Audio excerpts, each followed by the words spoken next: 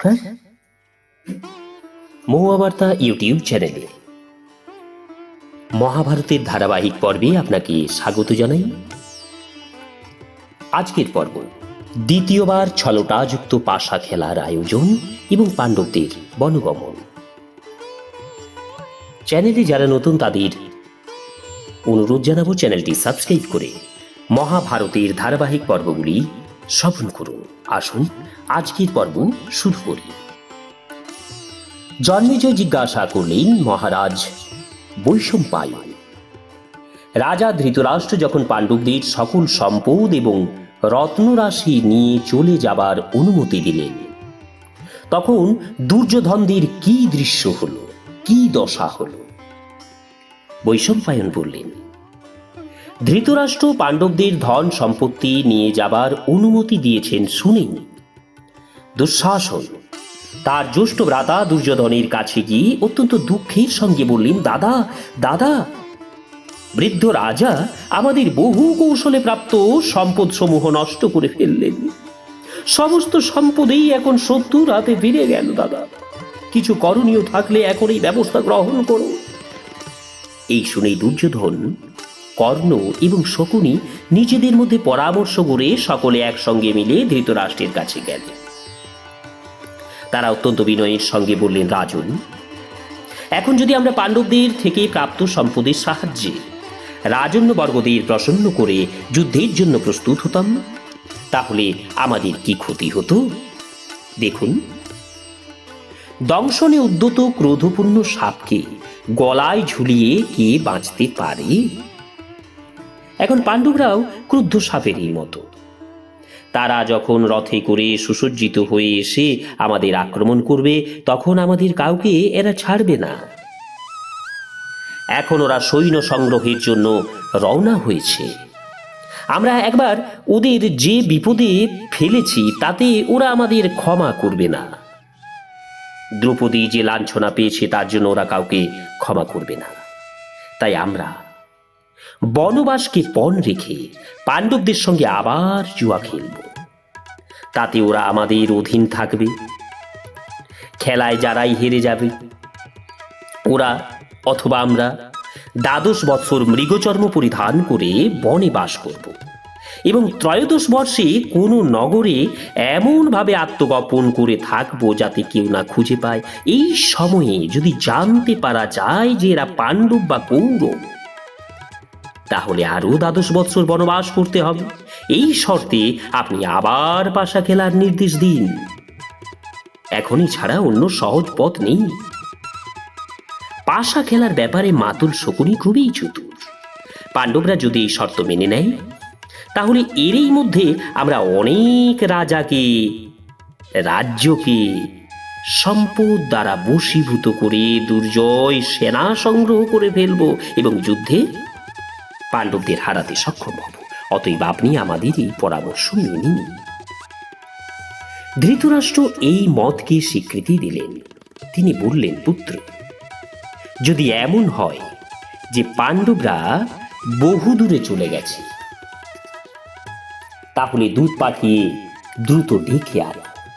তারা এলে এই শর্তেই আবার পাশা খেলা আরম্ভ করো।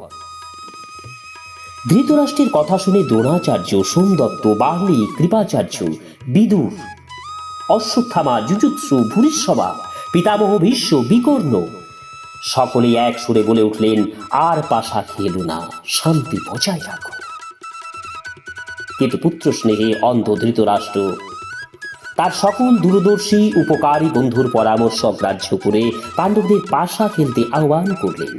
এই সব দেখে শুনে ধর্মপরায়ণা গান্ধারী অত্যন্ত শোক সন্তপ্ত হলেন।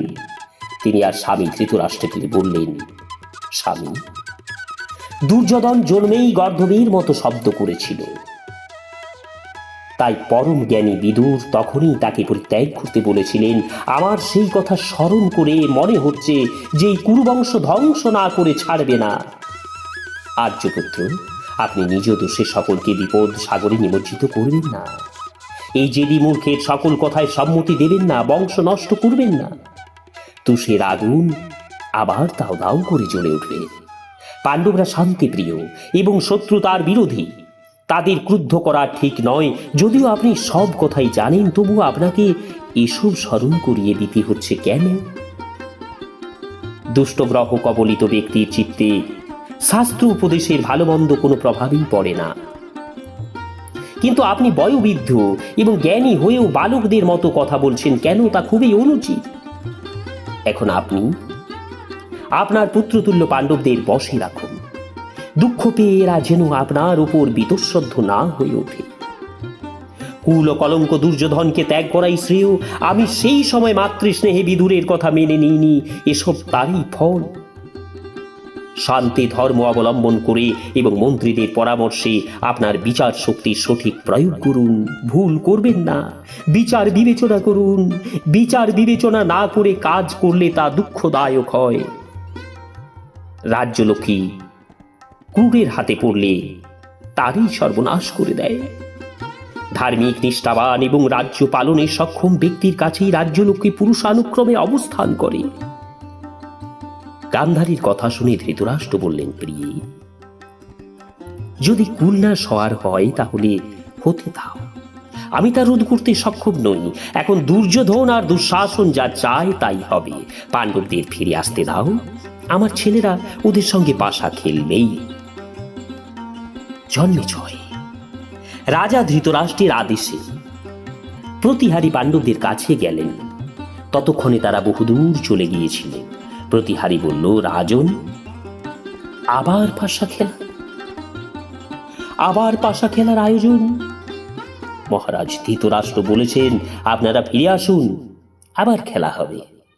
ধর্মরাজ বললেন, সকলেই দৈবের অধীন, সেই অনুসারে শুভ অশুভ ফল ভুগতে হয়, কেউ কারো বশ নয়। চলো, আবার যদি পাশা খেলতে হয় তো তাই হবে। আমি জানি এর ফলে বংশনাশ হবে, কিন্তু আমি আবার বৃদ্ধ জ্যেষ্ঠ তাঁতের আদেশ কি করে উল্লঙ্ঘন করতে পারি?